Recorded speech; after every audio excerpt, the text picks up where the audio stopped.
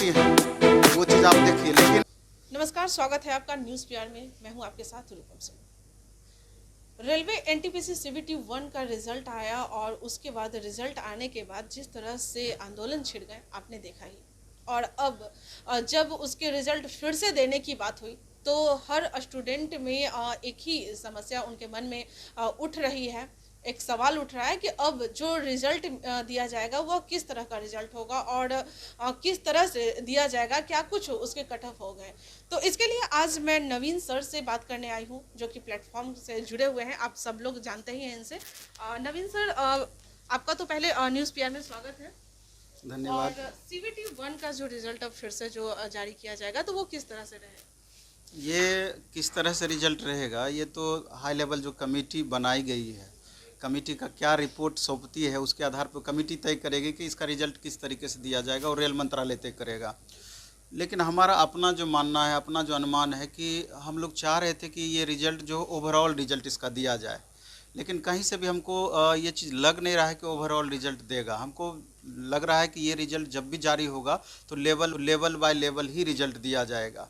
हालांकि level by level result दिया जाएगा तो इशू बहुत हद तक बरकरार रह जाएगा जो पहले वाला इशू है, लेकिन फिर भी कट ऑफ बनिस्बत थोड़ा सा कम, उसे कम कट ऑफ प्रभावित होगा।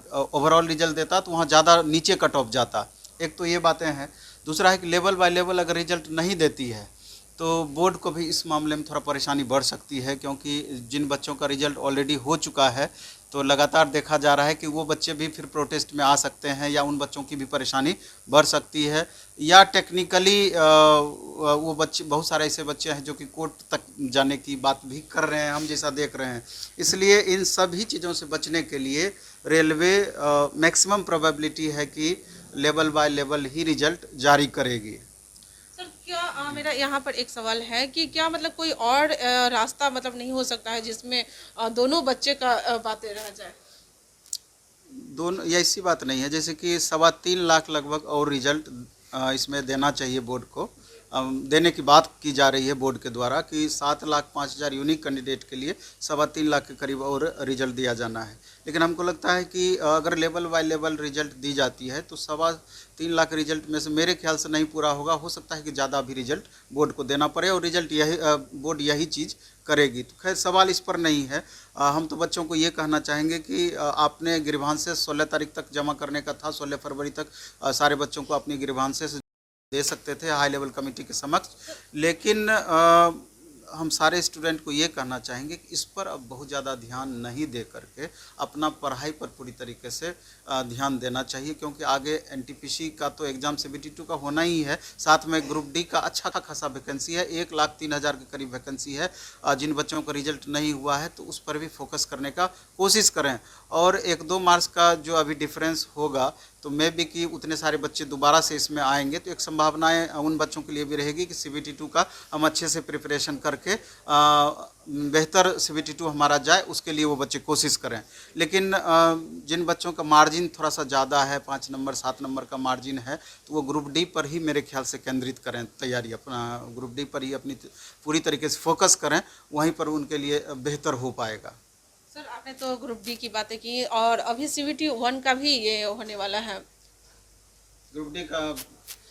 ग्रुप डी में ये चीज़ है, जैसे कि सीबीटी 2 ग्रुप डी में होना चाहिए था कि नहीं, मेन इशू यही था। तो ये 99% रखिए कि उसमें सीबीटी 2 ग्रुप डी में नहीं होगी। ये बात तो उसी समय तय कर दिया गया था पहले से ही, और एक फॉर्मेलिटीज अभी बाकी है।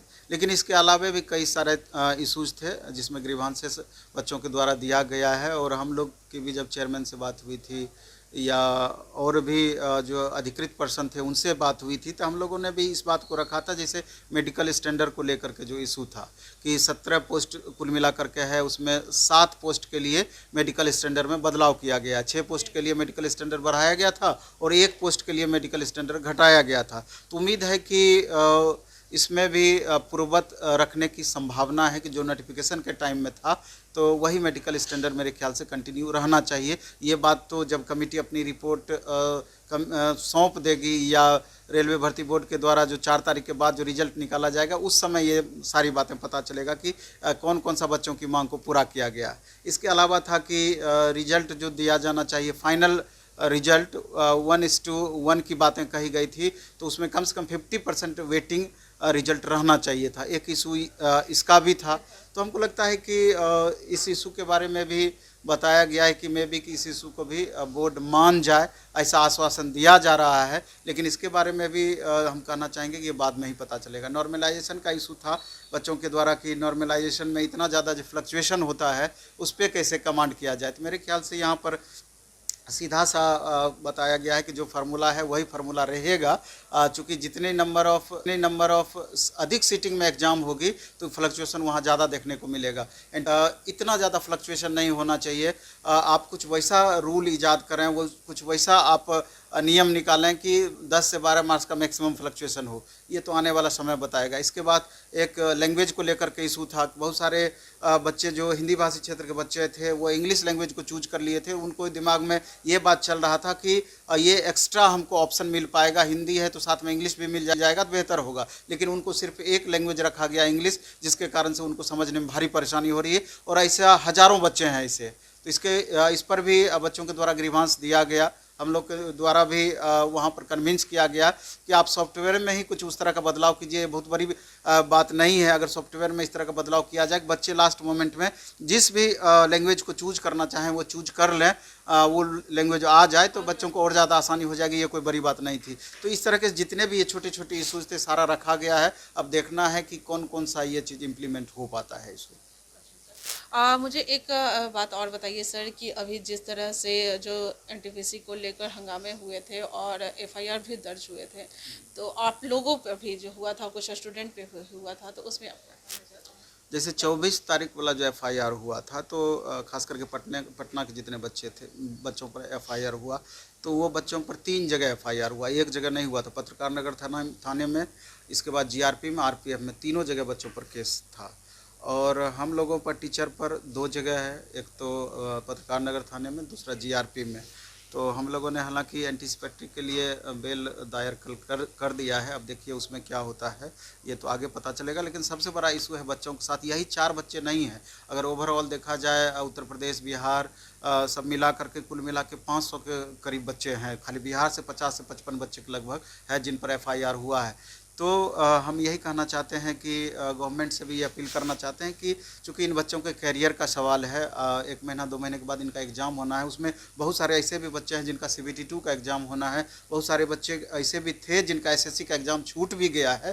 तो अगर आपके पास कुछ उचित उस तरह का है कि बच्चे रियल में दोषी हैं तो वो चीज़ आप देखिए। लेकिन बच्चे दोषी किस स्थिति में है? मेरे ख्याल से तो बिल्कुल भी बच्चों को हमको नहीं नज़र आ रहा है कि कोई भी बच्चे अपना अधिकार की मांग कर रहे थे। हाँ, हिंसा का तो कोई भी सपोर्ट नहीं करेगा और कोई भी सपोर्ट नहीं करता है। कुछ असामाजिक तत्व घुस करके उसमें उस तरह के हिंसात्मक कार्रवाई किए हैं। लेकिन जो बच्चे निर्दोष बच्चे हैं उनको जितनी जल्दी हो उनको रिलीज़ किया जाए, नहीं तो उन बच्चों का कैरियर एक तरीके से डूब जाएगा। कैरियर को डूबने से बचाया जाए, हम तो यही डिमांड करेंगे जो भी इसके लिए अधिकृत प्रतिनिधि हैं सभी से।